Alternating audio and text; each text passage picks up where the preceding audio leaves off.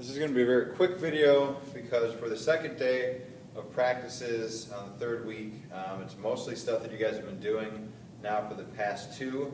I would emphasize for the hammer and weight folks that you're going to start doing some throws now, as you see, and they're all predicated with some winding or some turning, some different drills before that. And just make sure that once you get into your actual throws, that you're really focusing on technique right now, that you're working on perfect footwork, perfect balance, really just getting used to a good feel with the implement since you haven't thrown for a little while.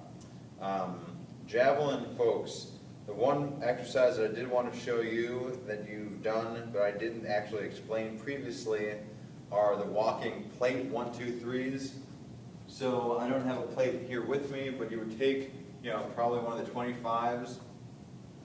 You start with it over your head, and it's the same idea as the ones we've done before, almost the same as the bar extensions where it's 1, 2, 3 and step. So now you're starting with the weight back, holding it here behind your head, and it's 1, 2, 3. And you bring it up and you hold it there, right? And you'll feel it in your core, and you really have to hold that position, right?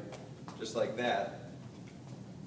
1, 2, 3.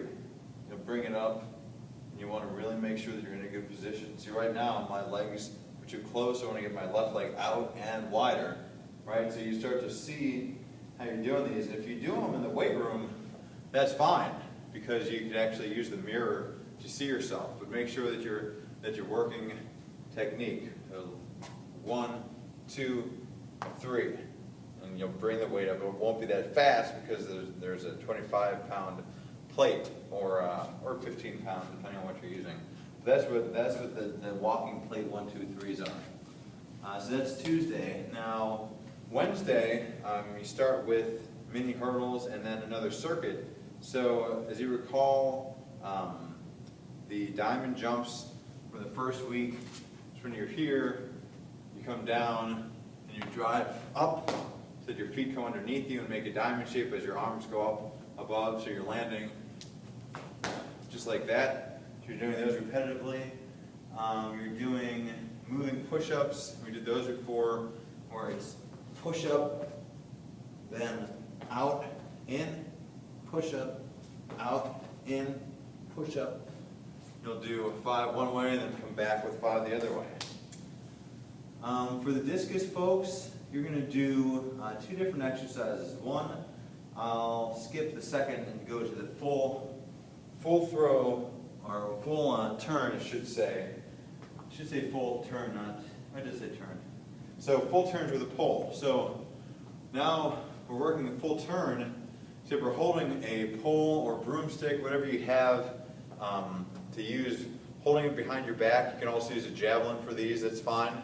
Holding it behind your back, and now we're working a full turn. So the reason we use this pole is because it really makes you focus on your body positioning and not being able to have your arms out to balance you as much, right?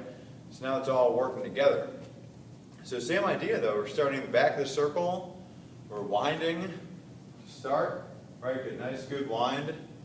We're winding, and then coming around and doing a nice turn and landing at the front, right? And if you even want to come around to finish, that's fine.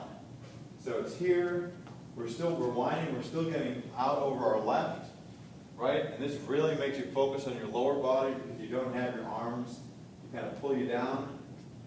It's here, down, wind and finish. And if you want to come around to feel that, you can. Okay, so things to really focus on here are your posture, because if you're getting in the middle with this thing and you're leaning, you're going to fall.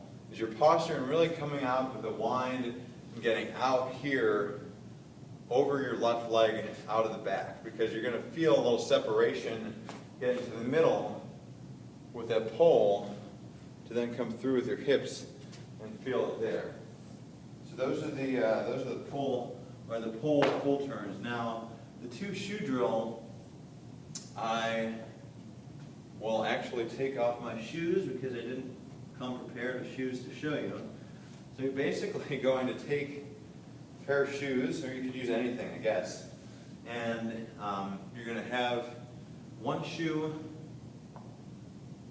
out in front, and then the other one's going to go out in front of it. If you can get an idea there of the scale. So I have my left shoe right here, and then the right one is just probably about 3 feet to the side, and maybe one full shoe out in front.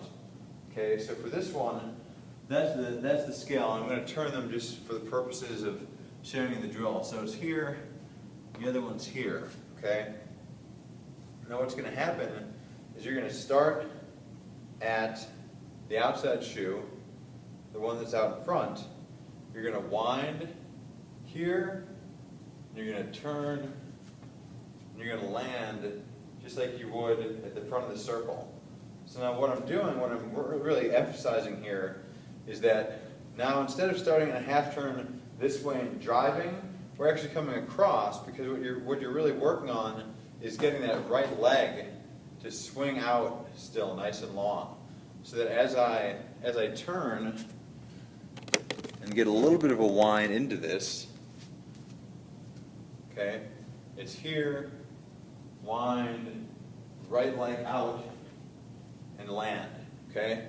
This is just a different way, it's just a little bit of a different way to get you feeling that right leg sweeping, okay, and landing and being balanced at the front. So it's here, I'm square, wind, right leg leads, and land and finish.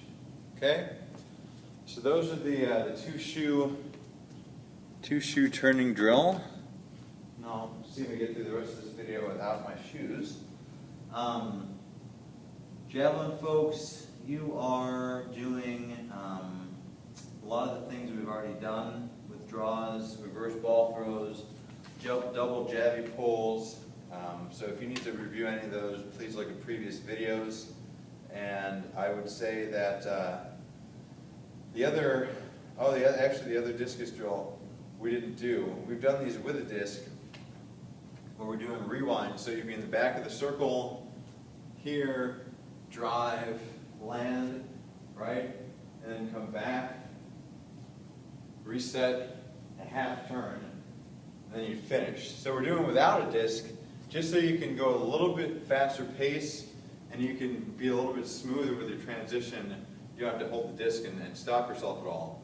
So you're here and you're driving across, right? Getting across that circle, and you're landing, okay?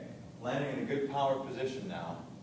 And when you go back, you're just retracing your steps. You want to be nice and smooth on these, right? So the idea is that we're working across the circle, but we're also working a little bit of vertical movement as well. So drive up that left foot, back, drive up, land, reverse, reset, drive, and then you can turn your hips even like you're finishing, okay? So that is the end of the second and the third workout for this week.